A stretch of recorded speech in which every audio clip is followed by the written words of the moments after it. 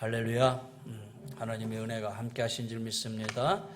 자, 말로는 못해도 눈으로 인사하시다. 살롬 주의 평안을 전합니다. 지난주에는 하박국 선지자를 통해서 그럼에도 불구하고 어떤 상황이나 어떤 환경 속에서도 하나님의 은혜에 감사하자라는 감사에 관한 얘기를 드렸어요. 이어서 오늘 두 번째 감사를 넘어서 감사 찬양에 관한 말씀으로 함께 나누려고 합니다. 엄마가 자녀에게 저녁상을 차려줬어요. 자녀가 식탁에 앉아서 음식을 먹기 전에 말해요. 감사합니다. 잘 먹겠습니다. 그래, 아들아 많이 먹어라.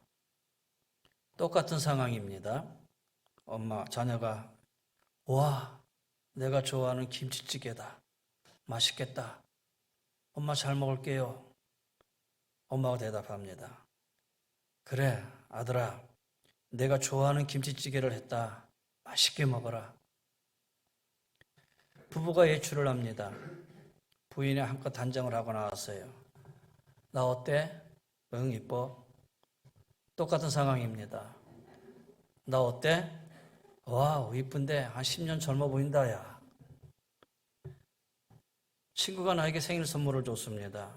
선물을 뜯어보고 친구야 고맙다. 뭐 별거 아니야.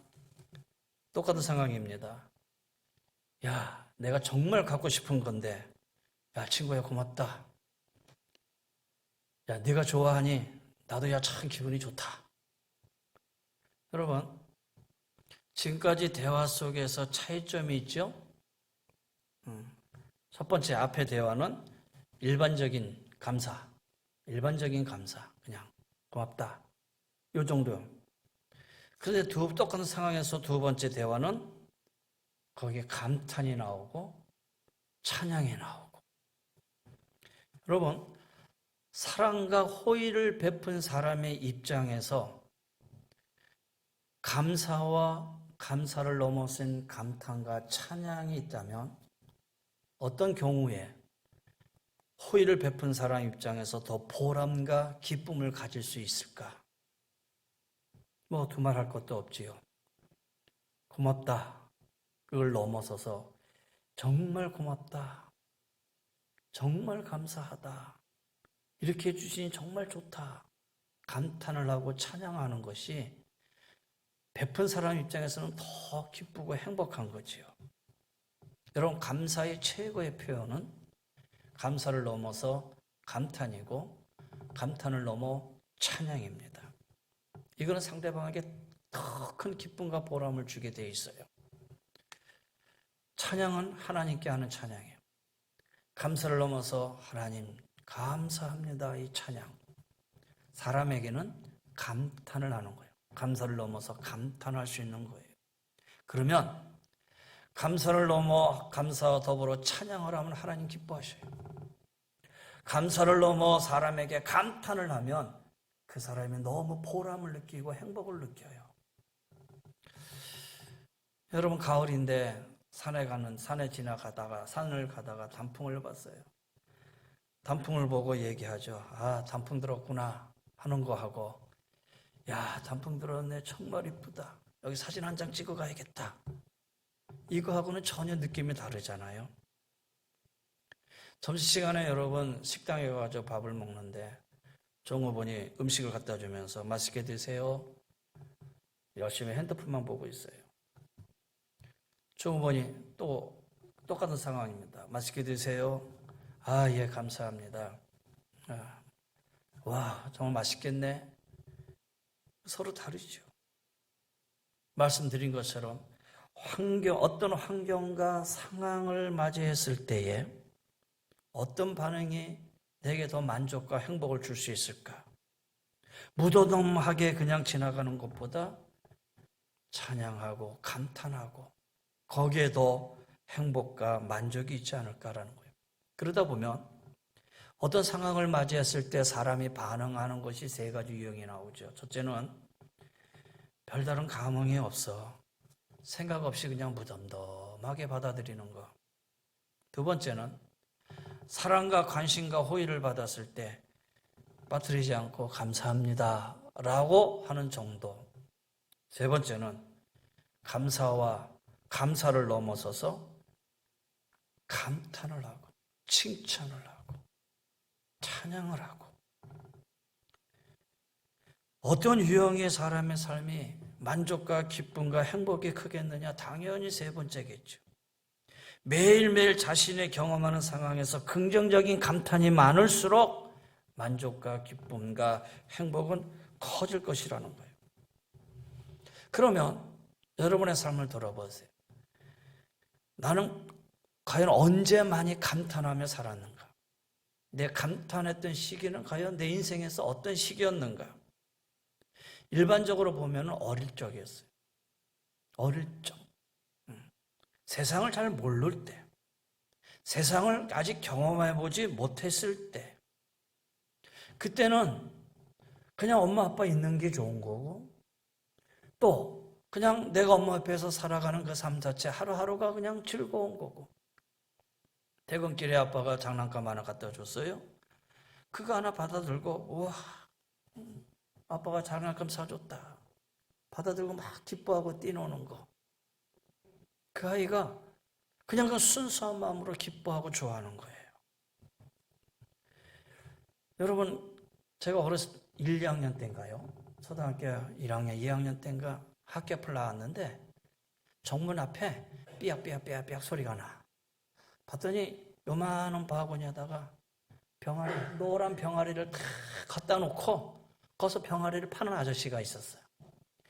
근데 애들이 삥 둘러섰는데 그 사이를 막 비집고 들어가서 거기 앉아서 야 이쁘다 이쁘다 이쁘다 사지도 않으면서 이쁘다 이쁘다 이쁘다 아저씨 이 병아리 얼마예요 얼마예요 그런 기억이 나요. 그러다가 그 병아리 한 마리를 내가 샀다 손에 있으면 그 애지중지 그 한 마리에 막 기쁘고 그냥. 주일학교 애들한테 질문을 해봤을 때 너희들 중에서 지금 나는 행복하다라고 생각하는 사람 손 들어봐라. 그러면 거의 60, 70%가 들어요. 왜? 아니 60, 70%를 넘어서서 거의 90%, 100%예요. 순수하기 때문에. 그럼 우린 얘기하겠죠. 야, 너 커봐라. 세상 알고 봐라. 이렇게 얘기하는지 모르지만 그 아이들한테는 순수한 마음. 깨끗해. 지금 살아가는 삶체가 기쁘고 감사한 거야. 그러니 그 아이들 이불 속에는 늘 말할 때마다 감탄이 나오는 거야. 감탄이 나오고 찬양이 나오는 거예요. 그리고 청소년기를 지나죠. 그러다가 또 언제 감탄이 나오느냐? 남녀가 서로 연애할 때죠. 연애할 때. 무뚝뚝한 남자도 연애할 때만큼은 야, 그래도 이쁘다. 좋다. 막 이런 표현들을 하게 되잖아요. 너가 제일 이쁘다. 뭐. 저는 연애할 때 우리 집사람하고 같이 다니면서 제가 노래를 참 많이 불러줬던 것 같아요. 그때 한창 유행했던 김민기의 친구. 검푸른 바닷가에 비가 내리면. 제가 지금 목소리가 굵어서 그렇지 총각 때는 아주 미성이었거든요. 뭐 그다음에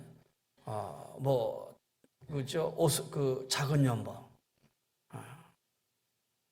깊은 산 옹달샘령 작은 연못 앞에는 뭐 이런 노래들. 그러면요 그 노래를 잘 들어줘요. 그리고 막 서로 감성이 적고요. 근데 결혼하고 나서는 한 번도 안 불렀던 것 같아요. 이렇게 어릴 때 하고 연애할 때 하고 그때는 뭔가 이렇게 순수해지고 감정이 나오고 감탄이 나오고. 그럼 여러분 우리 신앙적으로 한번 생각해 보세요. 여러분 정말 언제 하나님 앞에 감사하고 살으셨습니까?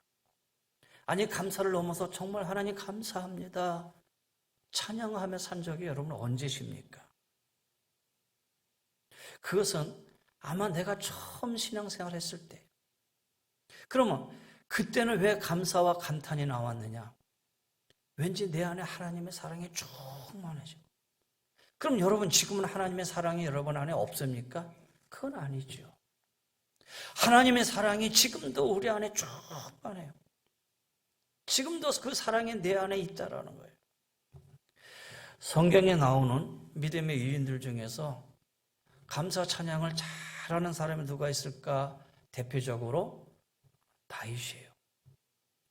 그 중에 다윗이 시편 18편이나 23편 같은 경우는 여러분 18편 보세요. 나의 힘이신 여호와여, 내가 주를 사랑하나이다. 여호와는 나의 반석이시요 나의 요새시요 나를 건지시는 이시요 나의 하나님이시요 내가 그 안에 피할 나의 바위시요 나의 방패시요 나의 구원의 뿌리시요 나의 산성이시로다. 이 하나님을 향한 감사를 뛰어넘은, 감탄을 뛰어넘은 찬양. 그럼 이 시는 언제 나왔냐? 사울이 다윗을 죽이려고 늘 괴롭힐 때 하나님이 다윗을 사울의 손에서 늘 건져주셔요. 사울의 손에서 건짐을 받았던 다윗, 하나님을 생각하면 너무 감사한 거예요. 그래서 나의 왕이신 하나님이여, 내가 주를 사랑하나이다. 여호와는 나의 반석이십니다. 요새입니다. 나를 건지신 이입니다. 다윗은 하나님을 향한 감사와 찬양을 늘 드렸던 사람이죠. 여호와는 나의 목자시니 내게 부족함이 없으리라. 그가 나를 푸른 초장에 누이시며 잔잔한 물가로 나를 인도하시는도다.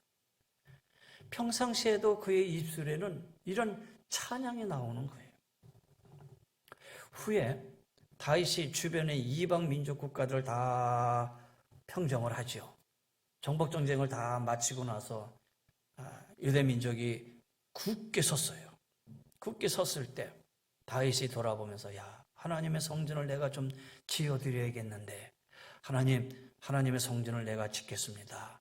하나님이 말씀하시죠. 다윗아, 내 손에 이미 피가 많이 흘렀어. 그러니 네 손이 아니라 네 아들 솔로몬을 통해서 내가 성전을 받을게. 네 아들로부터 내가 성전을 받을게. 아마 이 말을 들었을 때 다윗이 좀 섭섭하지 않았을까요? 섭섭했겠지요. 그럼에도 불구하고 장차 지어질 하나님의 성전을 내가 아니더라도 내 아들을 통해서 받겠다고 하는 그 하나님 앞에 감사한 거예요. 그래서 성전을 지으려고 쌓은 어떤 많은 예물들을 하나님 앞에 드려요. 우리말로 건축 예물을 하나님 앞에 드리는 거예요.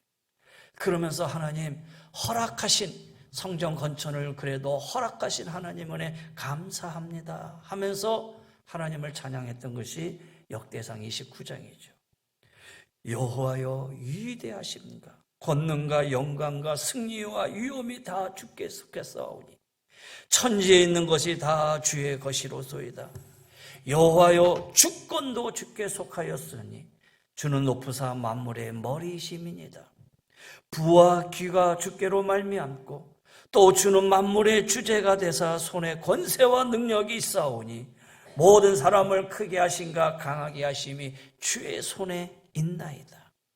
우리 하나님이여 이제 우리가 주께 감사하며 주의 영화로운 이름을 찬양하나이다. 신약 성경에 가서 보면 예수님의 제자들이 참 감탄을 많이 해요. 대표적인 사람이 바울, 베드로, 요한 이런 사람이죠. 그래서 하나님과 예수님 앞에 많은 찬양의 감사를 드렸어요. 그런데 이 사도들은 여기서 한 걸음 더 나가서 하나님에 대한 찬양과 감사로 표현하고 그 표현된 표현이 누구를 향해 있느냐? 이웃을 향해 있는 거예요. 성도들을 향해 있는 거예요. 그래서 하나님에 대한 찬양과 하나님에 대한 감사의 표현을 이제는 내가 받은 이 하나님의 사랑을 이웃과 함께하는 성도들 또 이웃들, 그래서 성도들을 표현할 때마다 뭐라고 표현하고 있냐면은 사랑하는 자들아, 사랑하는 자들아, 나의 사랑하는 아무개야. 베드로 같은 경우는 베드로 후서에만 5번이나 이 사랑한다라는 표현을 쓰고 있어요. 3장 1절에 사랑하는 자들아, 내가 이제 둘째 편지를 너에게 쓰노니 이 두 편지로 너희의 진실한 마음을 일깨워 생각나게 하여 3장 8절에 사랑하는 자들아 주께는 천년이 하루가 천년 같고 천년이 하루 같다는 이 한 가지를 잊지 말라. 3장 14절에 사랑하는 자들아 그러므로 너희가 이것을 바라보나니 주 앞에는 점도 없고 흠도 없이 평강 가운데서 나타나기를 힘쓰라. 3장 15절에 또 우리 주의 오래 참으심이 구원에 될 줄을 여기라. 우리가 사랑하는 형제 바울도 그 받은 지혜대로 너희에게 이같이 썼고 3장 10절에 사랑하는 자들아 너희가 이것을 미리 알았은즉 무법한 자들이 미혹에 이끌려 너희가 굳센 데서 떨어질까 삼가라. 사랑한다, 사랑한다, 사랑한다, 사랑한다. 그냥 성도들을 향해서 쓰여지는 이 표현 하나도 그냥 명령하듯이 그렇게 표현이 아니라 정말 내가 사랑해, 하나님의 사랑에, 이 사랑에 감격해서 내가 너희를 사랑하는 이 사랑의 표현을 권면에 넘어서서 감탄적으로 표현하고 있다는 거예요. 사도 요한은 요한 1서에서만 7번 이상 그 사랑을 표현하고 있어요. 사랑하는 자들아 다 영을 믿지 말고 오직 연들이 하나님께 속하였나 분별하라. 많은 거짓 선지자가 세상에 나왔습니다. 사랑하는 자들아 우리가 서로 사랑하자. 사랑은 하나님께 속한 것이니 사랑하는 자마다 하나님으로부터 나서 하나님을 알고 사랑하는 자들아 하나님이 이같이 우리를 사랑하셨은즉 우리가 서로 사랑하는 것이 마땅하도다. 그렇죠? 성도를 향한 감탄. 그리고 그 마음속엔 하나님의 사랑으로 가득 차 있는 그 하나님의 사랑을 입으로 나타나니까 그것이 막 감탄으로 나오고 찬양으로 나오는 거예요. 유다서는 한 장입니다. 한 장. 1장밖에 없어요. 근데 그 1장 안에서도 사도 유다는 사랑의 표현을 3번이나 표현해요. 사랑하는 자들아 우리가 일반적으로 받은 구원에 관하여 너에게 편지하라 하는 생각이 17절에 사랑하는 자들아 너희는 우리 주 예수 그리스도의 사도들이 미리 한 말을 기억하라. 20절에 사랑하는 자들아 너희는 너희 지극한 거룩한 믿음 위에 너희 자신을 세우고 성령으로 기도하며 다윗, 베드로, 요한 여러분 이 사람들이 어떻게 이렇게 하나님에 대해서 찬양 더불어 이웃을 향해서 이 감탄과 이 사랑의 표현을 할 수 있었을까? 이 사람들은 전부 다 하나님의 사랑이 얼마나 내 안에 깊이 있는지를 잘 알고 있었기 때문에 하나님의 사랑이 내 안에 충만해 있다는 사실을 이미 깨닫고 있는 사람이다라는 거예요. 여러분, 왜 하나님에 대한 찬양을 안 하십니까? 왜 우리가 서로의 감탄과 칭찬에 인색하십니까? 하나님의 사랑이 여러분 안에 없습니까? 그렇지 않잖아요. 이미 하나님의 사랑이 우리 안에 충만히 담겨져 있는데도 불구하고 우리가 이런 사랑의 표현과 하나님을 향한 찬양을 할 수 없는 것은 어디에 있느냐? 뭔가 우리의 마음이 처음 예수 믿고 구원받았을 때보다 뭔가 무덤덤해지지 않았느냐라는 거예요. 여러분, 내가 순수해지고 사랑으로 충만해질 수 있는 처음이 어디냐? 내가 예수 믿고 구원받았을 때. 그래서 감사의 시작은 어디부터 시작이 되어야 되느냐? 하나님 감사합니다. 내가 나를 하나님의 자녀 삼으시고 나를 십자가의 보혈로 용서해 주시고 내가 이 땅에 예수 믿고 구원받은 자녀로 살게 해주신 거 감사합니다. 그래서 감사의 시작은 내가 구원받은 것에 대한 감사함으로 시작이 돼야 돼. 그런데 이런 감사의 표현이 없는 것은 여러분 내가 하나님의 자녀로서 내가 구원받았다는 것에 대한 그런 확신이 없는 거 아니겠어요? 여러분이 정말 하나님의 자녀로 내가 예수 믿고 구원받았다라는 확신이 있다면 우리는 입을 열 때마다 감사하지 않을 수 없는 거예요. 우리의 신앙이 이 감사함에 순수해질 수밖에 없는 거예요. 그래서 예수님 말씀하시죠. 너희가 돌이켜 어린아이들과 같이 되지 아니하면 결탄코 천국에 들어가지 못하리라 라는 거예요. 이 하나님의 사랑이 내 안에 가득 차게 되면 순수함이 회복돼요. 겸손해지고 아주 작은 것에 대해서 감사하고 기뻐하는 이 순수함을 내가 회복하게 된다는 거예요. 자, 오늘 4장에 성도들에게 사랑하라고 견문하고 있죠. 서로 사랑하라.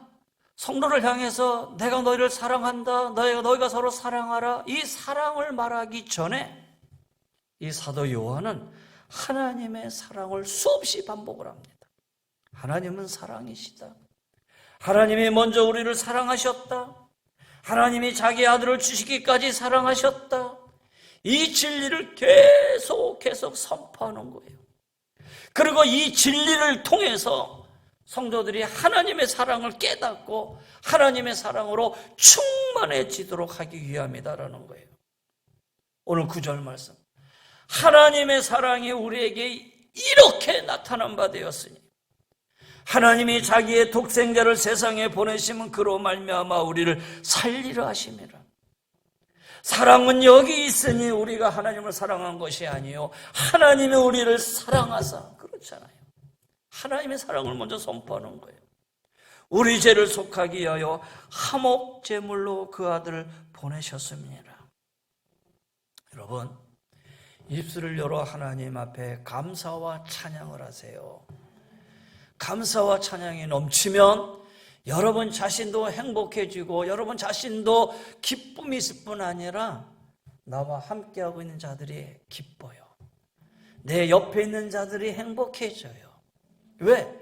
내가 받은 이 사랑을 가지고 하나님 보고 내 마음속에 충만한 이 사랑을 나 혼자가 아니라 주고 싶은 거예요. 나누고 싶은 거예요. 그래서 볼 때마다 감탄이 나오고 볼 때마다 찬양이 나오고. 여러분, 이것이 우리가 신앙생활하는 삶에 있어서의 우리의 모습이 아니었겠느냐라는 거예요. 그러면 우리는 어떻게 해야 되느냐? 여러분, 그래서 성경 자주 보세요. 성경 읽으세요. 이 안에서 하나님의 깊은 사랑을 깨달아야 돼요. 뿐만 아니라 자꾸 들으세요. 자꾸 들으시라는 거예요. 말씀을 듣고 성경을 보고 또 목사님들의 설교도 듣고. 참 제가 주일 설교 한번 끝나고 나서 보면은 동영상에 100회가 안 찍혀. 어떻게 강요를 안 해서 그러나. 여러분, 자꾸 말씀을 들으셔야 돼요.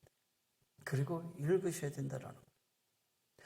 하나님이 진정 나를 사랑하신다는 것을 머리와 가슴으로 체험이 되어져요. 그러면 우리의 마음이 어린아이처럼 순수해져.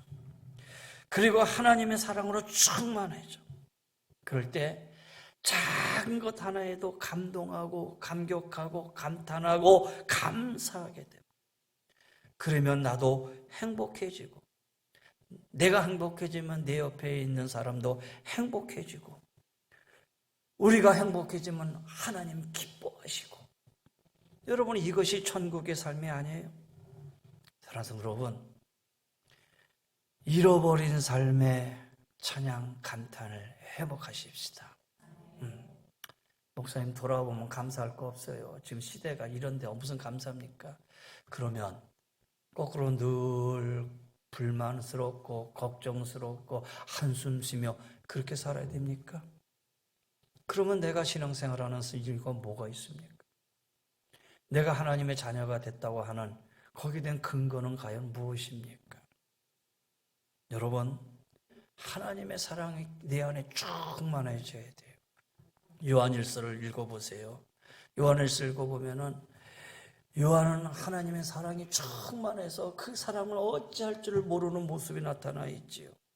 그리고 하나님을 향한 이 찬양과 이웃을 향한 감탄과 또 주변에 함께하는 이 환경을 향해서도 감사가 넘칠 수밖에 없는 거예요. 환경을 돌아봐도 그래도 하나님이 나를 지켜주셨지. 돌아보니까 그래도 하나님이 여기까지 나를 인도해 주셨지. 감사하게 되는 것이죠. 그리고 내 옆에 있는 사람들, 이웃들, 가정들, 자녀들을 바라보니까 그렇지. 너희들이 있어서 내가 존재하는 거야. 참 좋다. 감탄하게 되죠. 그리고 눈을 들어 하늘을 보니 하나님을 찬양하게 되는 거예요. 하나님을 찬양해야 돼요. 여러분, 저는 그래서 감사는 내 주변에 올려져 있는 모든 환경과 모든 어떤 일들 속에서도 내가 감사할 수 있는 것, 환경을 통해서, 삶을 통해서 감사할 수 있다면 이 감사를 가지고 나와 함께하고 있는 가족과 이웃과 성도를 향해서 이거를 너무 감탄할 수 있어야 되고요. 그리고 이것에 대한 감탄이 높으면 하나님을 바라보며 찬양할 수 있어야 된다는 거예요.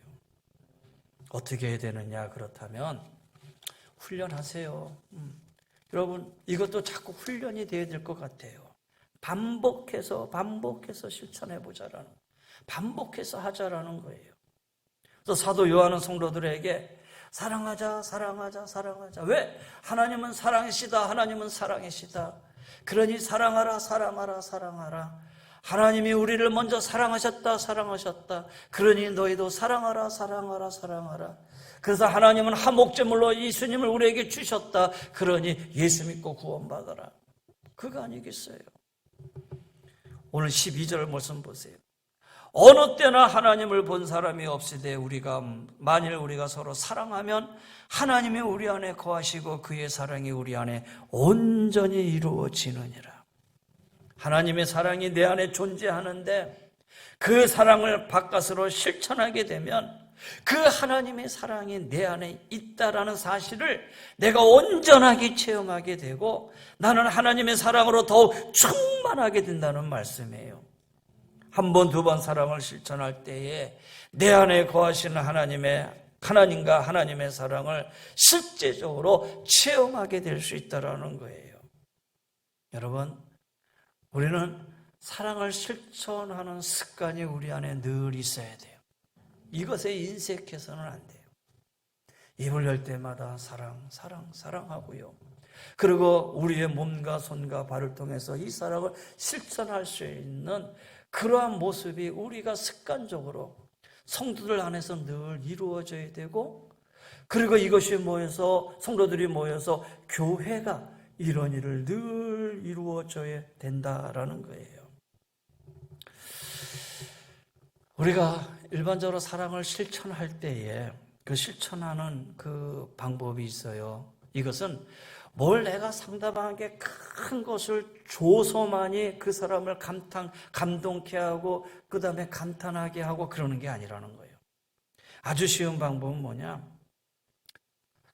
상대방을 향해서 괜찮아 말해주는 거예요. 상대방에게 내가 불평이나 원망이나 자신의 주장을 말했을 때에 반박하거나 변명하거나 대적하거나 그런 게 아니라 그 사람의 말을 경청해주고 수용해주는 의미로서 그랬구나, 그랬어 이렇게 말해주는 거예요. 그러면 상대방이 힘을 얻게 되고 상대방을 수용하게 되고 상대방을 치유하게 되고 그러는 가운데 관계가 회복되어지는 일들이 이루어진다는 거예요. 어렵지 않아요. 몇 마디를 통해서도 우리는 사랑을 베풀 수가 있고 그 사랑을 실천할 수가 있는 거예요. 따라서 해보세요. 괜찮아. 아, 그랬구나. 와우. 어머나. 어쩜. 여러분 많아요. 보면은 그렇잖아요. 감탄할 수 있는 것들이 얼마나 많이 있는지 몰라요. 이런 표현의 중요성을 단지 이해하고 수긍하는 것으로 그치는 게 아니라 실천하는 거예요. 반복하는 거예요. 그러면서 습관이 되어져야 된다는 거예요. 그러면 어느새 나의 삶이 달라지고 내 옆에 있는 삶이 달라지고 그러면 감사하고 그러다 보니까 이것이 우리의 삶의 신앙의 삶의 원동력이 되고 사랑하는 성도 여러분, 감사를 넘어서 우리의 삶을 정말 행복하게 보람있게 만들어주는 게 있다면 입을 열어 하나님을 찬양하는 거예요. 찬양하세요. 그리고 돌아보며 내 주변에 있는 사람을 향해서 감탄하는 거예요. 사람을 향한 감탄이 있어야 돼요. 그리고 주변과 환경의 상황을 돌아보면서 감사합니다. 감사할 줄 알아야 돼요. 사랑하는 성도 여러분, 말씀을 이제 정리합니다. 순수하고 때묻지 않는 어릴 적, 좀 더 커서 이성 안에서 서로 연애할 때 우리가 감탄과 찬양이 나왔다면 우리 신앙 안에서 우리의 순수함과 뜨거운 사랑을 회복하려면 어떻게 해야 되느냐? 예수님 믿고 구원받은 하나님의 자녀로서 우리 안에 하나님의 사랑이 충만하다는 사실을 깨달을 때 이루어질 수 있는 거예요. 하나님의 사랑이 여러분 안에 충만합니다. 할렐루야. 이미 내 안에 가득 차 있습니다. 여러분 돌아보세요. 하나님의 사랑에 이미 나를 붙들고 있고 나는 그 사랑에 붙들려 살아가고 있는 존재예요. 이거를 깨닫지 못해. 이거를 알지 못해. 그래서 우리에게 감사가 없고 감탄이 없고 찬양이 없는 거 아니겠어요? 사랑하는 여러분, 감사를 뛰어넘어 감탄의 삶을 통해서 또 하나님을 향한 찬양의 삶을 통해서 나머지 여러분의 삶에 기쁨과 행복이 가득 차게 되시기를 주의 이름으로 간절히 권면하며 축원합니다. 기도하십시다. 이젠 우리 주 예수 그리스도의 은혜와 우리 하나님의 그 무한하신 사랑하심과 성령의 감화감동 면류인도 충만하여 주심이 하나님의 사랑이 내 안에 풍성히 가요. 그 사랑에 감격하여 사랑하고 찬양하고 감사하고 주 앞에 더 가까이 나가기를 원하는 우리 사랑하는 귀한 성도님들 위해 우리 모두 위에 주의 은혜가 영원히 항상 함께하여 주시기를 간절히 축원하옵나이다. 아멘.